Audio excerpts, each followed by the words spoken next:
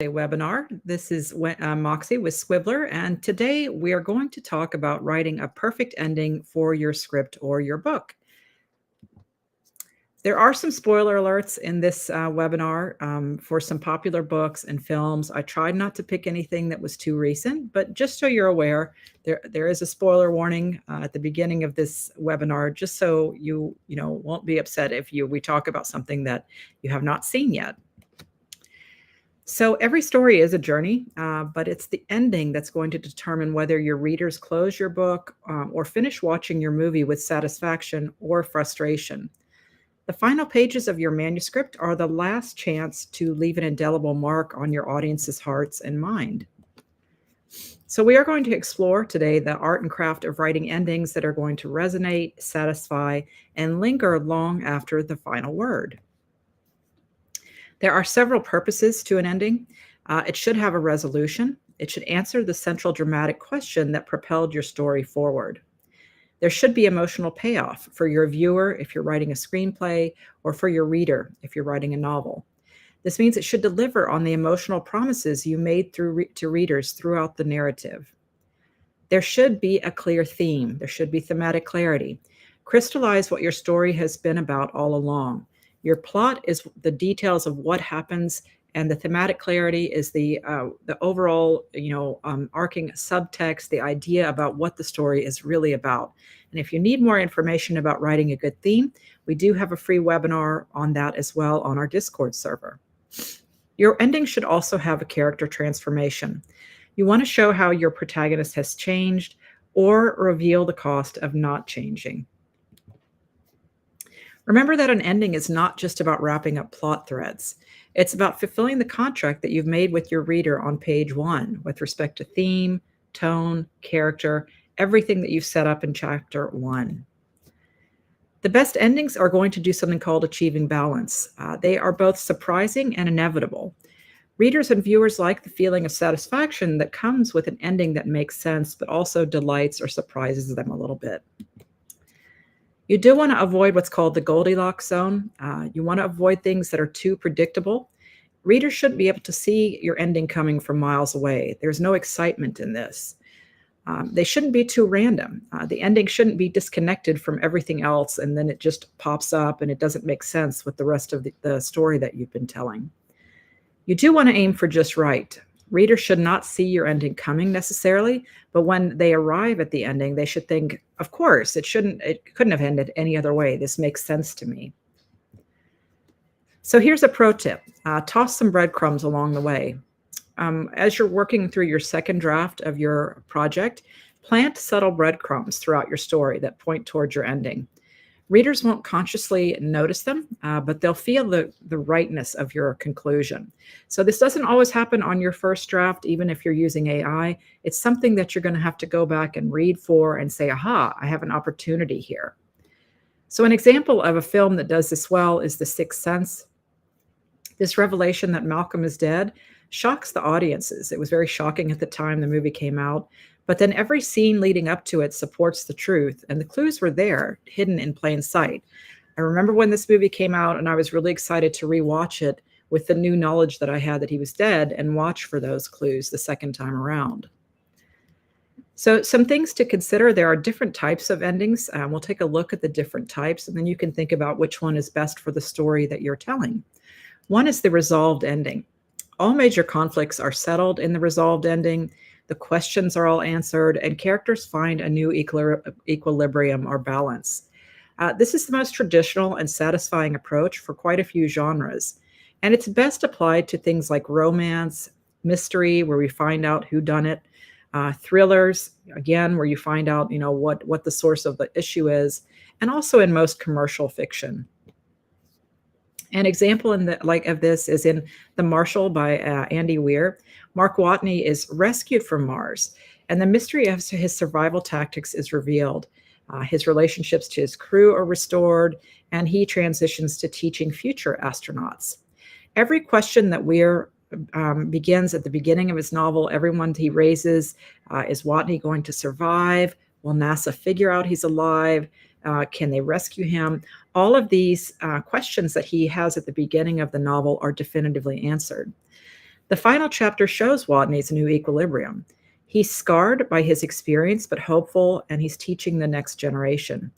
It's a very satisfying ending because we see exactly where everyone ends up. The next type of ending that you might find is an ambiguous ending, where some questions can remain unanswered and it leaves room for reader interpretation. The story reaches a stopping point, but not all threads are tied up. This is best for things like literary fiction, some high sci-fi and horror, and character-driven narratives. An example of the ambiguous ending is the 2010 film Inception. And this ends with Dom Cobb's spinning top and his totem to distinguish reality from dreams. The camera focuses on the top as it spins, and then it cuts to black, and we never get to see if it falls or not. So then we have to ask ourselves, is Cobb finally home with his children, or is he still trapped in a dream? Director Christopher Nolan leaves this deliberately unresolved. What matters isn't the answer, but that Cobb has chosen to stop checking. He's found peace either way, so he's reached an equilibrium. This ambiguity had sparked countless debates and interpretations. It made people talk about the film during the rolling credits, and it made the ending more memorable than a definitive answer would have been. You might also consider the twist ending, depending on which genre you're writing. This has a final revelation that recontextualizes everything that came before. The key here is that the twist must be earned and supported by the narrative. This is best for things like thrillers, mystery, psychological drama, even horror. So an example from modern book and film is Gone Girl by Gillian Flynn. It delivers this devastating twist when we discover that Amy is not dead.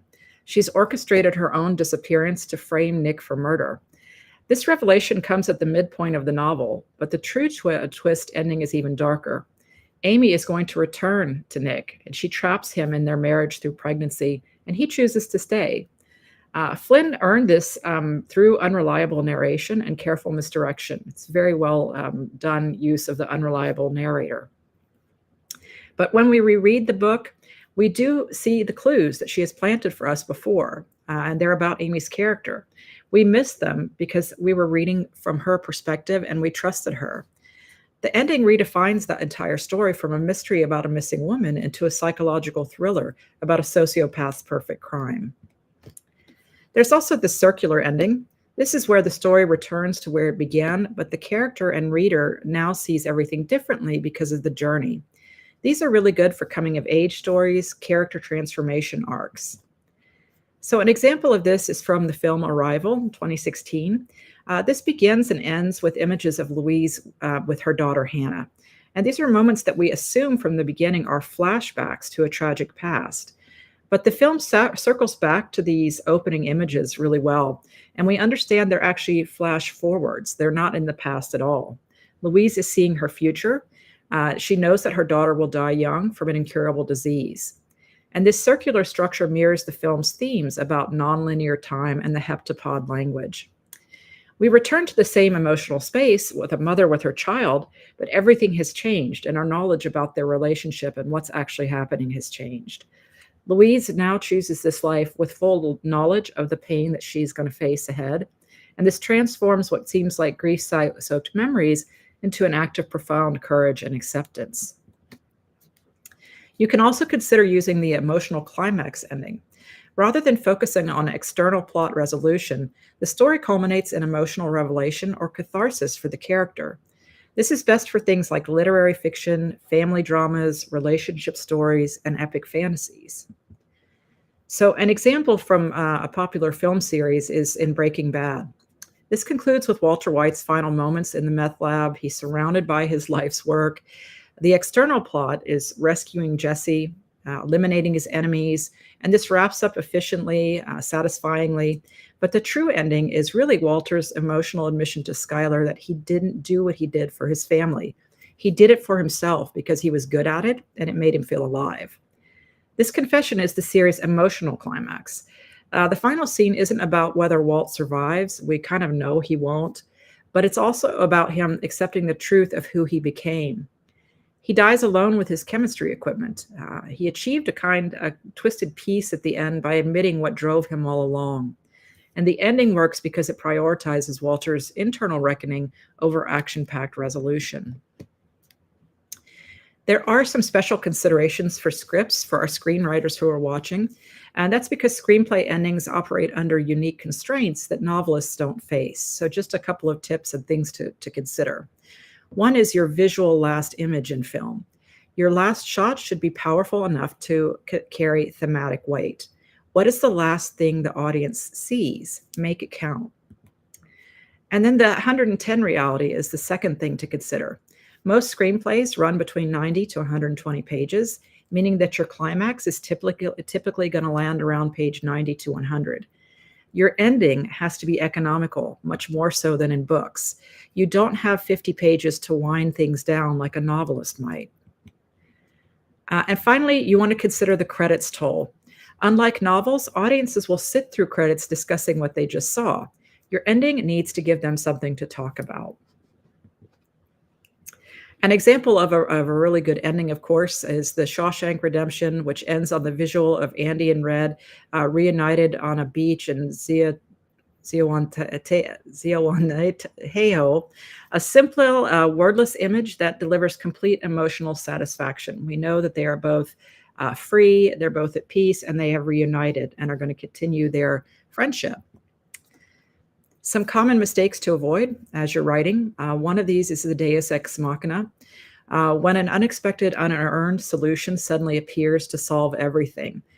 This is a really weak way to end something. Your protagonist should earn the ending through their choices and actions. It shouldn't just be something that you throw in there that doesn't make sense to the characterization. You also want to avoid the over-explaining, treating readers like they're not smart enough to understand what happened. Kind of the Scooby-Doo ending where, someone reveals a mask and explains how this person is the criminal. Trust your audience to grasp the implications without spelling everything out. You also want to avoid the false ending where the story ends, but then another chapter appears with unnecessary epilogue material. If your story is finished, just let it be done. There's no need to explain everything or restart something by creating an epilogue. You also want to avoid the anticlimax. This is the emotional or dramatic peak that happens too early so that the actual ending feels deflated by comparison. Your climax and resolution should be close together, and if you're writing for film, this is especially true.